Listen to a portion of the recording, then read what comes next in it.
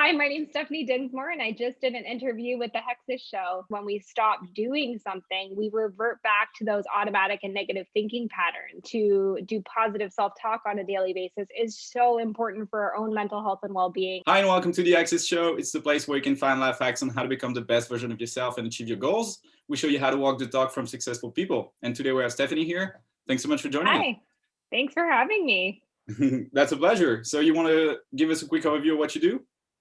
Sure. So I do a couple of things actually. So full time, I work with a post secondary institution in Brantford, Ontario, Canada.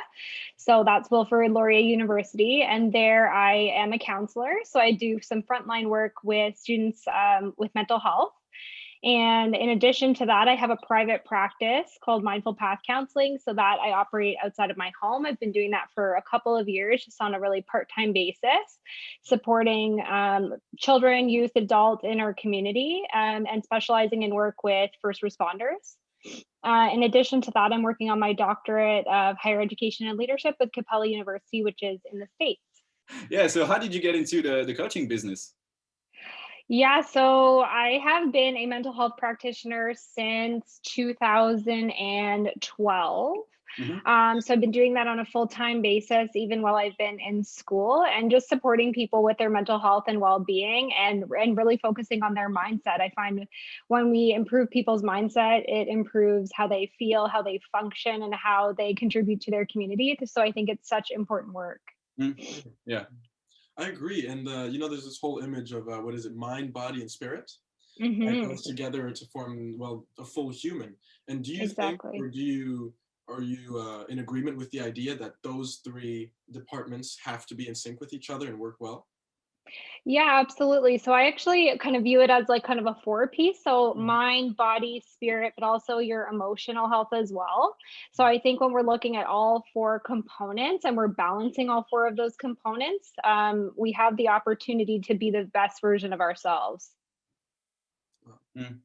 So when you work, so when you think about a business and your professional life, do you work first on your mental health and all that, or you get into business and you're like, all right, I gotta adapt to it?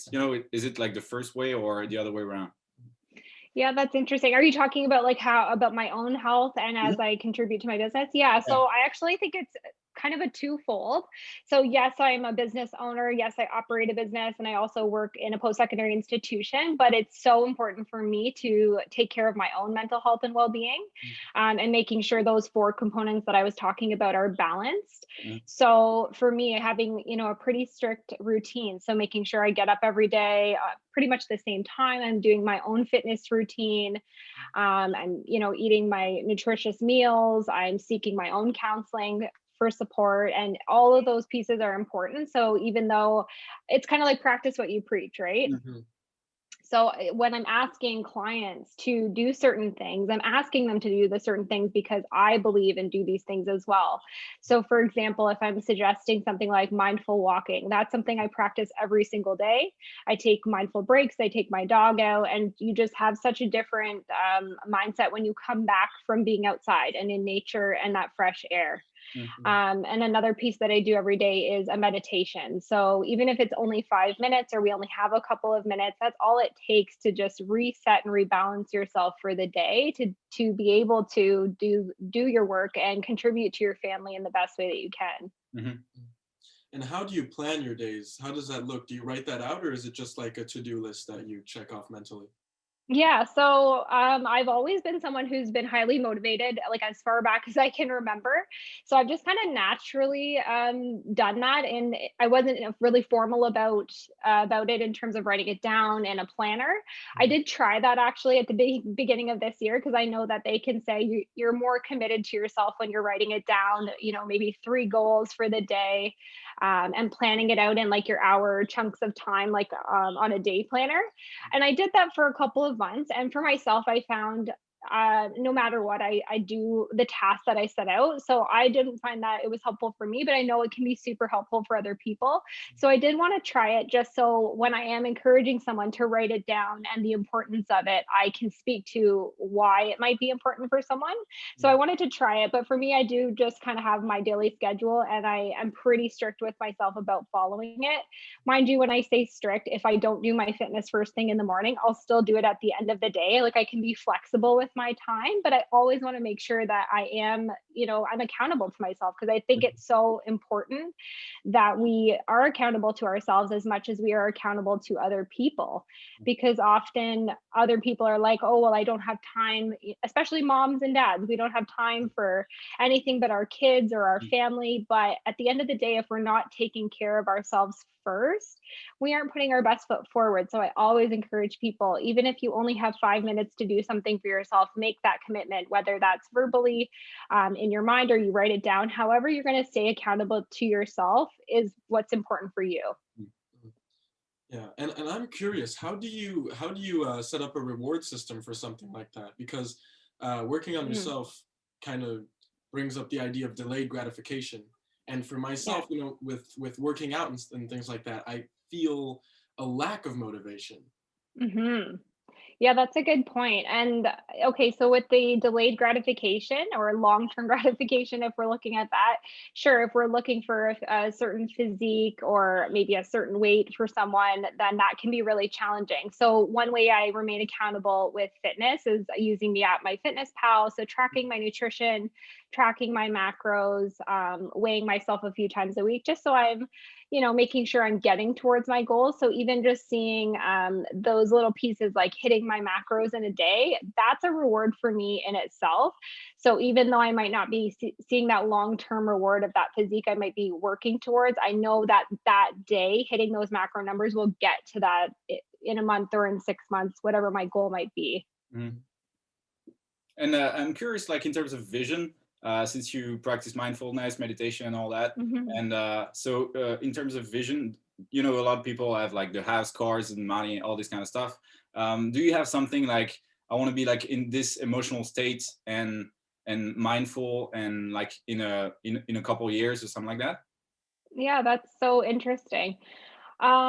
Yeah, I definitely think I want to remain, like a couple things. I want to remain emotionally balanced. I think that's so important for me. So meditation allows me to be emotionally balanced on a daily basis. Long term, if we're looking at the science behind that, I'm actually, when we're practicing meditation consistently on a regular basis, we're actually changing the wiring in our brain. And so long term, I will be able to maintain that balanced emotion, make the best decisions for myself in a mindful way.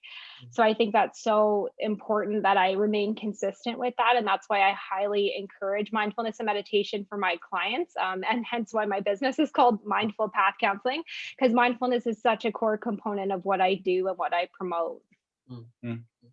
And was there like a moment that made you open your eyes to mindfulness in your life, or was it just natural? Yeah, no, there was a moment for me. So it was back in I think it was 2015 or 2016. I just can't recall exactly when I took the course, but it was in my master's of social work degree. We had a course specifically, it focused on mindfulness, cognitive behavior therapy, and dialectical behavior therapy.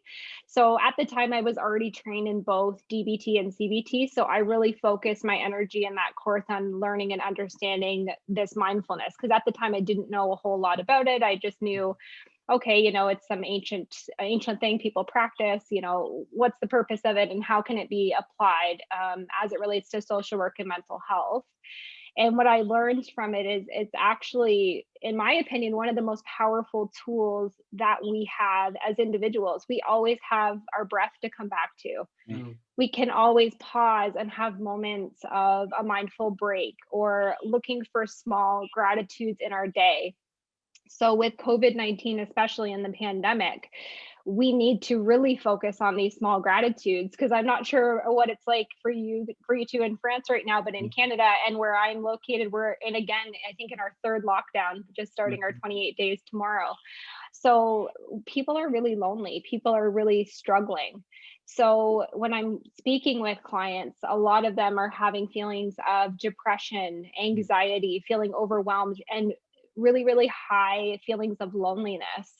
So when I'm working with them and we're talking about mindfulness, looking at those really small things that we can appreciate. So if it's a bird singing, a sunny day, a coffee, whatever it might be, to promote joy and peace in people's lives, I think is so powerful. Mm-hmm. And in terms of daily practice, you talked about having a specific routine, and how do you keep on growing every single day, even like during COVID and all that? Do you just keep on pushing yourself, or do you just practice mindfulness? Like, all right, it's just gonna happen, or how does it work? Yeah, so I do kind of a bit of both. So I just kind of have that consistent daily practice that I talked about, where I incorporate like a 5-minute meditation. But one way that I wanted to grow my practice this year was improving my sleep and improving peace in my mindset when I go to bed, to have a more restful sleep so I'm better the next day. So I've been using the Headspace app. I know that's pretty well promoted worldwide. And I've been focused on the sleep and the soundscape meditations. And so my partner and I, we actually listen to that every single day since January 1st. And both of us within 10 days said, wow, what a difference we feel. We feel more rested. We've had a better sleep. And I actually feel like I'm in a better space when I wake up, as silly as that sounds. But I do believe that our subconscious works when we're sleeping and that meditation is still playing. Yeah, I mean, I'm a fan of the idea of lucid dreaming, and that too, goes into mindfulness and all that. Do you know anything about that, or do you not practice that? I don't practice that. It's something I've considered, getting into a little bit more, what happens in our subconscious mind when we're sleeping, and what are the impacts of our dreams and or nightmares into how that, with impacts of like trauma and well-being. So that is something I'm considering focusing on in the coming years. It's not something I'm doing right now. With my studies with school, that takes up so much time, so that focuses on leadership. But the nice piece about that is I'm still able to incorporate things like how does mindfulness meditation can be incorporated within leadership, and how can that improve teams and our systems. So I still am able to incorporate the things that I'm really passionate about as it relates to mental health and well-being within my studies. So I appreciate that. And you spoke of how mindfulness meditation can help teams to be better at teamwork. And do you, have you seen it affect teamwork in a different way? How does that look? I have. So back in March of 2020, when the pandemic started, so in Canada and in Ontario with our university, we started working from home the third week in March of last year, and I've actually been at home ever since.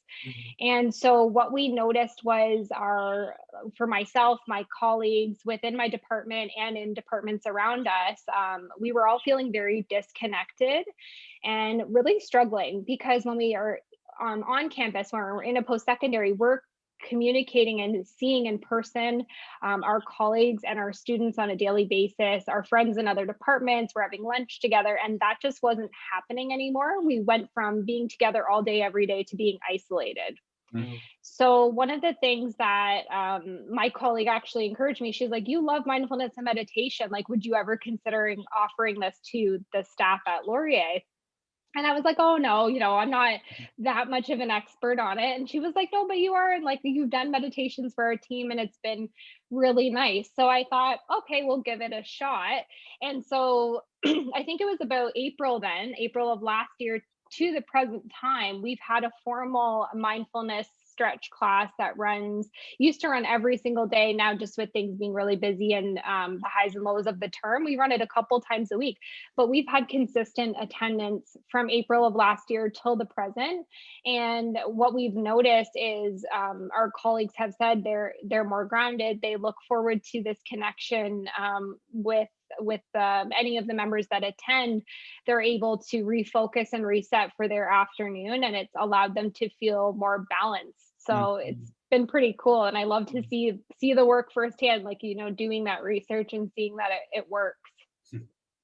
Man, that's awesome. And like, do you have like a vision of success that changed, you know, since you know, you talked about, you were like, oh no, I'm not an expert, and then you just set up a business and coaching business. So like, did you have a vision of success at the beginning and that completely changed at the end?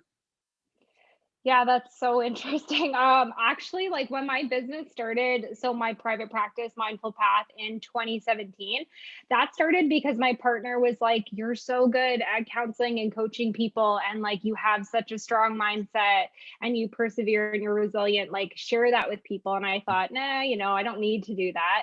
And I thought, okay, I'll give it a try. You know, he's really encouraging me to do that. So it kind of was like this advertisement online. I thought nothing of it. And from the day that I opened my doors, I had a wait list still to this day. Wow.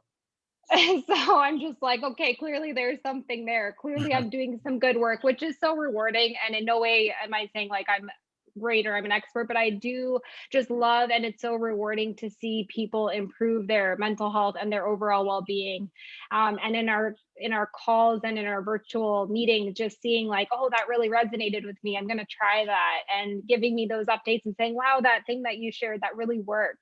And it's so rewarding. And I love the work that I do. And I've been doing it now for I think going on 13, 14 years. And in no way would I ever want to change what I'm doing. Yeah.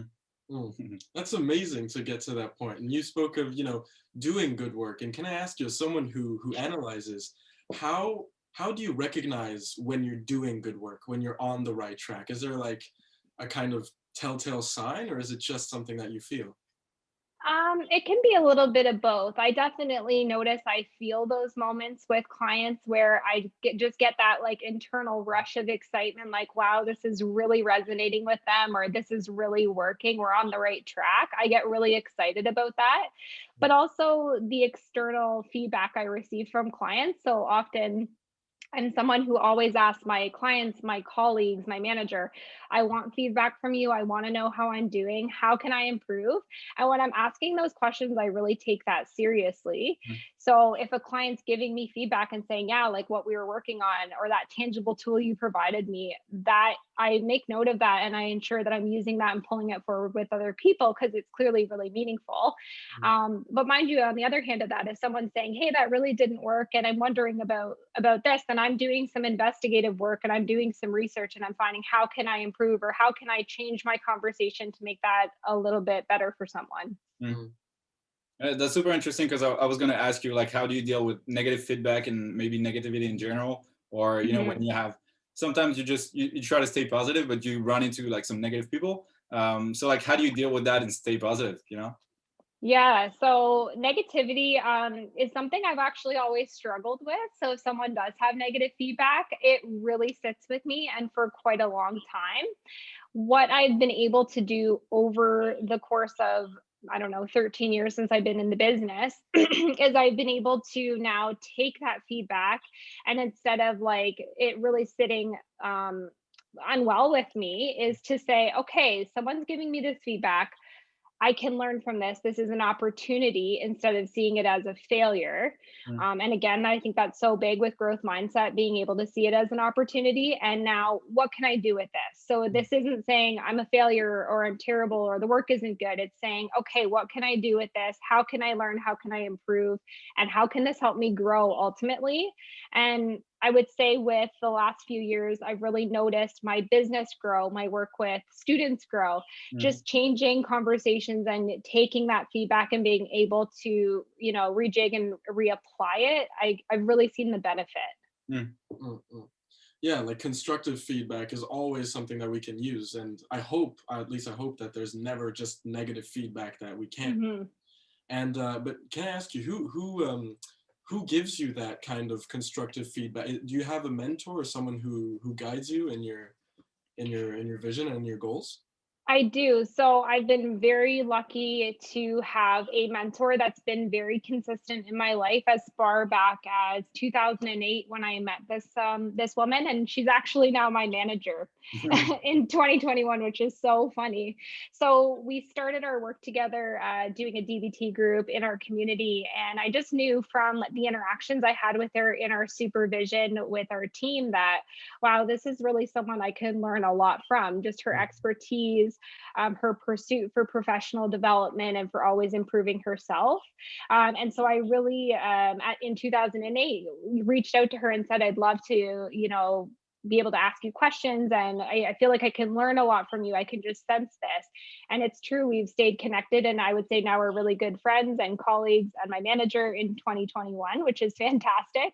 So it's interesting working for her and working for a leader who promotes professional development, wants to see you thrive, wants to see you, do really good work, and in every way promotes that. So mentorship has been so huge. And if you don't have a mentor, I encourage you to get one, because for me, it's allowed me to grow personally and professionally. And I think it's still allowing me to grow to this day. Yeah. And do you have like maybe a favorite advice she gave you that sticks with you? I don't know if there's one particularly that stands out, but I think to just always challenge myself and continue to grow. So she had always said, yes, this is the business, this is mental health, this is counseling, but how can you stand out from a different practitioner? How can you grow and be unique? So for me, that's, I think, where I really attached to the mindfulness piece and the meditation, and really saw the power within that. And that's who I am now as a practitioner. That's who I am as a person. And I promote that to friends, family, to clients, because it just seeing the power within it. And it's something that's free. We have our breath. We can do it at any time. It's amazing. And so that's definitely really resonated with me, that really get yourself to stand out and pick something that you're passionate about, that you can, live and breathe and do. So that's been really helpful. Yeah. And you talked about standing out. And do you look at competition outside of what you do, or you just focus on you and you just follow your path? I do look at competition, but maybe not in the way that you would think. I actually see competition in my community, in Brantford and surrounding area, and I actually promote them, which I don't think a lot of people would do. So being in mental health, a lot of people would be like, well, I want the clients. Sure, I want the clients, but I also know my own capacity. I know my own limits. I know my expertise. So why would we not want to promote and uplift other businesses and other people? So I actually make a conscious effort to promote other businesses, to encourage my clients even to reach out to them if there's another area of expertise that I don't align with. For example, one of my friends on Facebook, she wrote a book, and so I purchased a copy of her book and promoted that. I think it's really important that we lift one another up and we promote other people, women to women especially, but everyone, because it's not just me that wants to be successful. I thrive when other people are successful. Yeah, definitely. I think it's a great mentality. And I have like one question about, I don't want you to give your secret mantra when you're meditating, but do you have like maybe a sentence or a motto that you keep with yourself like all day long, maybe repeat to yourself or something like that? No, nothing in No? particular. I don't have any secrets. No, I think especially when I'm meditating, because I'm someone where my brain just goes a mile a minute at all times. I'm always thinking. When I'm meditating, I'm really focused on trying to be calm and just present and just focusing on my breath and not saying anything at all. I think because my brain is always on 24/7 when I'm awake, that it's really important for me to, when I'm taking those mindful breaks, to just be still, because that's actually a challenge for me, being still, doing nothing. I'm someone who always wants to be doing something, whether it's working or connecting with family and friends, going to a fitness class, like I always want to do. So I've actually had to kind of reverse and learn how to be still. Yeah, there's so much power in, like, that's when creativity flows, when we're still and when we get the best ideas we've ever had. But other than that, how do you get your inspiration, you know, to remain creative and find new ways to get business and to continue it? I think it's really important to continue to access professional development, whether that's through free courses or paid courses. So, like when the pandemic started, was actually when I started my doctoral degree, because we didn't know how long the pandemic was going to last. But I thought, well, I guess better start it now than never. You know, I actually wasn't going to pursue my doctorate degree, and thought, why not? I have some time. So I'm really glad, because now we've already been a year in, and I'm halfway done my coursework, and we're still working from home. And now I can't imagine what would I have done with that time if I had not been doing that. And then even before that, I had done my nutrition certification. I love learning about nutrition. I have my own allergies and autoimmune issues, and thought, you know, maybe this is also something I can incorporate into my work with clients. I have lots of conversations about nutrition and food, and you know, maybe this knowledge will be really helpful, and it has served me well for myself, but just having conversations with others and encouraging others to start to look at what's in our food and how does that impact our mind and our body. I have another meditation question. Sorry about that, but yeah, I was wondering, like, how do you, you know, sometimes it's hard to see like meditation, you're not really progressing, and you know, it's when you have a competitive mind and you're like, all right, I want to get better at that, but you know, with meditation, it doesn't really work that way. So yeah, so like, how does it work? You know, do you have like an advice for people like that, especially for this guy? But yeah. So one thing that really stuck with me, and I remember a student asking this in our mindfulness class back in 2016, was like, well, like, why would I meditate every day? And our professor was like, well, the Dalai Lama shows up every day and they meditate every single day. So why would it be you? It's a lifelong process. And I was like, whoa, that like really resonated with me. I mean, if they're showing up, I should show up every day. So it's something that always stuck with me. And I feel, yeah, we have to show up, because with our brains, when we stop doing something, we revert back to those automatic and negative thinking patterns. So to meditate on a daily basis, or to do positive self-talk on a daily basis, is so important for our own mental health and well-being, and how we see ourselves and how we interact with other people. And we spoke a lot of, you know, doing things every day and keeping at a schedule like that. But do you think that cheat days or cheat meals are important as well, or is that not at all something that we should? Absolutely. Mini eggs are my favorite thing, and with Easter this weekend, I bought a 900-gram bag. Why not? Yeah. Okay. So no, I got the so message. Important. There has to be a balance. We can't be 100% in one way, because again, that's to me a very fixed mindset. And when I'm talking about a growth mindset, that's where we're very flexible, we're adaptable, we're still enjoying life. So yeah, I'm going to enjoy those mini eggs, and there will be no guilt. Yeah. That's why I think it's important to have like strict rules and a very specific routine, so you can just sometimes break the rules and just enjoy breaking the rules, you know. Yeah, and I mean, like, I'm very strict with my health and nutrition. My partner is not, you know, he's a beer drinker and wants chicken wings. So even when I'm meal planning for my family, yes, I'm often making those really healthy meals, vegan if I can, and gluten-free. And they're like, can we just have like chicken wings and, you know, orange pop tonight? And, you know, why not? We'll do that too. And I just have to make it work. Yeah. Well, that's where tolerance comes in. And I'm curious, you know, as someone who's organized in a healthy like way of living, with meditation, with good nutrition, etc. How do you work in a space for tolerance, you know, to tolerate people around you who have a, let's say, negative influence on you in that way? And how do you learn to accept that? Yeah, I think the balance and that tolerance that you described, I learned that from being a member of my local CrossFit gym for the last 5 years. So yes, we go really hard and really fast in our workouts, but then we are going to that brewery after and enjoying, you know, the beer and the chicken wings, because it's all about balance. It's more important to focus on the friendships and those connections than it is to stick to my nutrition and meal plan, because that's just one moment and one time and one meal, and it's really not a big deal. Yeah.